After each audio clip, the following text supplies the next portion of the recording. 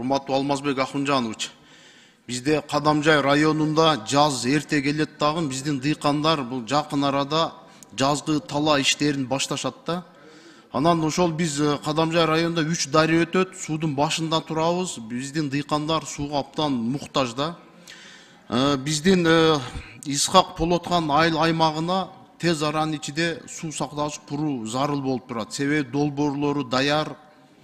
Бүт ошол жердин ватхоздун жетекчилери даярдашкан, ошону тиешелүү министрликтерге тапшырма берип койсоңуз, ошо суу сактагычты биз куруп алсак, Кадамжай районундагы 3 айыл өкмөт, бул Кыргыз Кыштак, Алга жана Исхак Полоткан айыл өкмөтүндөгү какыраган миңдеген гектар жерлерди биз өздөштүрөт элек да. Ошол эле Исхак Полоткан айыл өкмөтүндө Таштөбө Хальмион айланма автожолу бар да, бул 14 километрди түзөт.